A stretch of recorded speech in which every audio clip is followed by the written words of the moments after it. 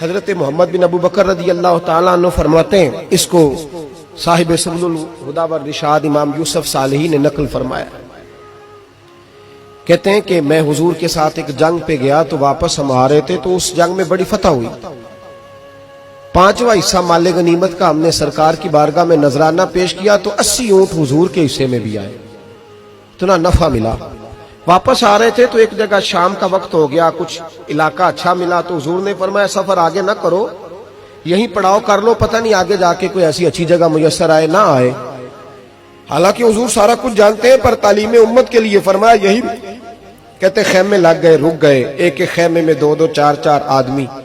فرماتے میرے خیمے میں حضرت محمد بن ابو بکر جناب ابو بکر کے صاحبزادے تو میرے خیمے میں جو صحابی تھے نا وہ بڑے موٹے تازے تھے، بڑے وجود ان کا بسطۃ فی العلم والجسم، موٹے تگڑے۔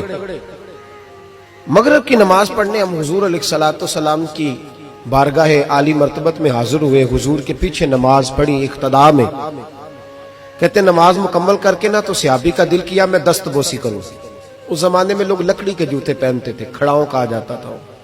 حضور کے قدمین شریفین پر نالین مقدس نہیں تھے اور حضور کا وجود نا بڑا نازک تھا۔ صحابہ کہتے ہیں جب دست مبارک میں ہاتھ ملاتے تھے تو حضور کا دست مبارک کستوری سے زیادہ خوشبو والا ہوتا تھا اور برف سے زیادہ ٹھنڈا ہوتا تھا۔ تو فرماتے ہیں حضور کی بارگاہ میں نا نماز کے بعد جب صحابہ بکھرے تو وہ بھی آگے بڑھے سلام، یہ کچھ لوگ آتے ہیں سلام لینے، مجھے بڑی تکلیف ہوتی ہے جب دھکے لگتے ہیں نا تو میں کہتا ہوں یار نہ آیا کرو، ہم کون سا کوئی اتنے اعزاز والے لوگ، پھر دھکے لگ، اور کچھ اتنی محبت سے سلام لیتے ہیں، اتنی محبت سے سلام لیتے ہیں کہ کئی دفعہ جوڑ ہل جاتے ہیں، اتنا زبردست سلام لیتے ہیں۔ وہ پیچھے کھڑے ہوتے ہیں تو ہاتھ کھینچ لیتے ہیں، اب وہ طبیعت بھی نہیں چاہتی کہ کسی کو کچھ کہا جائے، لیکن وہ بعد میں محسوس ہوتا ہے کہ یہ محبت ہوئی ہے، اور محبت میں معاملات بڑے دور نکل جاتے ہیں کئی دفعہ۔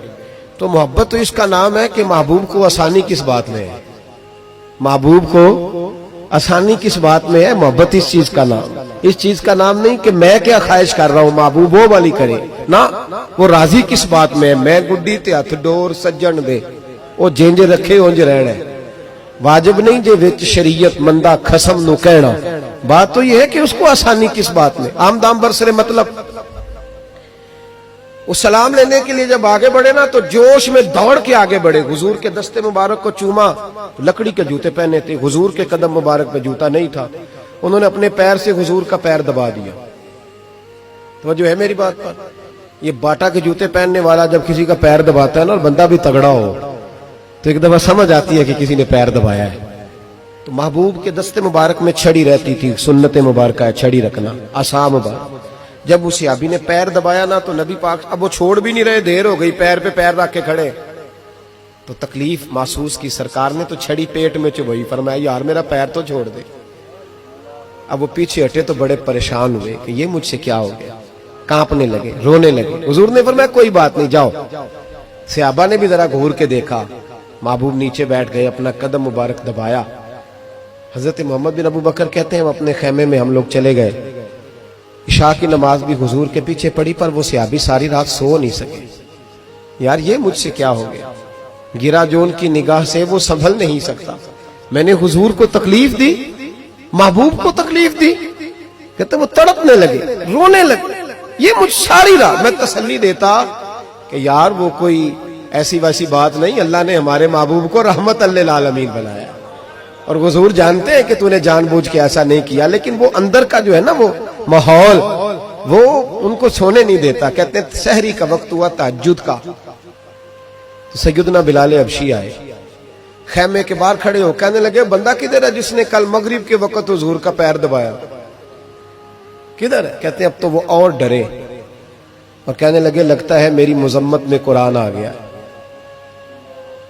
محبوب کی غیر ارادی بے ادبی بھی اللہ کو پسند نہیں، کہا لگتا ہے آیتیں آ گئی، پتہ نہیں میرے بارے میں کیا حکم آیا ہوگا، آپ اپنے ابا سے کہہ کے میری سفارش کرائیں گے، جناب صدیق اکبر سے کہیں گے، کہیں ایسا نہ ہو کہ میری دنیا بھی جائے اور آخرت بھی جائے۔ کہتے تڑپتے سسکتے در رسول پہ پہنچے، سحری کا وقت، حضور تشریف فرما ہے، کہتے اب میں اور وہ منتظر تھے کہ کوئی ایسا حکم آئے گا پتہ نہیں کیا بنے گا اور اس حکم کے معاملے میں پھر کہاں تک بات جائے گی. قربان جائے جب حضور کے سامنے کھڑے ہوئے تو سارا کچھ جاننے والے محبوب نے اپنی امت کی تعلیم کے لیے فرمایا بھائی عشاء کے بعد ہی تجھے بلانے کا ارادہ ہوا تھا, پھر خیال آیا کہ تو کہیں سویا ہوگا, سحری میں لوگ اٹھ جاتے ہیں تہجد کے لیے, اس لیے تجھے بلایا ہے. فرماتے ہیں اب انتظار تھا کہ وہ بڑی بات آئے, ڈر رہے تھے, لیکن قربان جائیں نبی پاک نے پیر دبانے کا ذکر ہی نہیں فرمایا. حضور فرمانے لگے بلایا اس لیے ہے کہ کل شام میں نے تیرے پیٹ میں چھڑی چبھو دی تھی, تجھے تکلیف ہوئی ہوگی تو اللہ کی رضا کے لیے معاف نہیں کر دیتا. جناب محمد بن ابو بکر کہتے ہیں پہلے تو وہ اکیلا روتا تھا, اب ہم سب نے رونا شروع کر دیا. حضور آپ کیا فرمانے؟ کہنے لگے نہیں یار بیچارے کا پیٹ بڑا ہے, میں نے چھڑی چبھو دی, اس کو تکلیف ہوئی ہوگی. اور کیا لفظ ہے حدیث میں, محبوب فرمانے لگے میں ساری رات سو نہیں سکا, اس کا وہ درد. او بھائی تو اپنے ابا کو سخت بات کہہ کے آ کے بیڈ پہ آرام سے سو جاتا ہے, تو اپنی اماں کو سخت جملہ کہہ کے وہ تڑپتی رہتی ہے, اسے وہ ساری راتیں یاد آتی ہیں جو اس نے بیٹے کے لیے بیدار رہ کے گزاری ہوتی. تو ایک فکرہ کہہ کے تو سوچتا ہی نہیں, کہنے والے تو کہہ ہی دیتے ہیں, یہ سننے والے ہیں جو کمال کرتے ہیں, تو نے خیال ہی نہیں کیا. محبوب فرمانے لگے سو نہیں پایا, چل اللہ کی رضا کے لیے معاف کر دے. تو کہنے لگے حضور وہ تو میں نے پیر دبایا تھا اس لیے آپ نے مجھے چھڑی چبھوئی, آپ کیا کہہ رہے ہیں؟ تو محبوب فرمانے دیکھیں وضاحت دیکھیں. محبوب فرمانے لگے تو نے تو ان دیکھے پیر دبایا تھا, میں تو دیکھ رہا تھا, مجھے نہیں چھڑی چبھونی چاہیے تھی, چل تو کہہ میں نے معاف کیا. تو عرض کرنے لگے حضور جس طرح آپ راضی ہیں میں بھی اسی طرح ہی راضی ہوں. محبوب فرمانے لگے تو راضی ہے پر میں نہیں ابھی راضی. حضور آپ کیسے راضی ہوتے ہیں؟ فرمایا جی 80 اونٹ میرے حصے میں آئے ہیں, اگر تو سارے تحفے میں قبول کرے تو میں راضی ہو جاؤں گا. تحفے میں رکھ لے سارے, کون دیتا ہے دینے کو. فاضل بریلوی کا انداز میں ذرا دیکھیے, کون دیتا ہے دینے کو. اس کا پنجابی ترجمہ ہے کہ کون دیتا ہے, دینا واسطے جگرا چاہیے, کون دیتا ہے دینے کو, منہ چاہیے دینے والا ہے سچا ہمارا.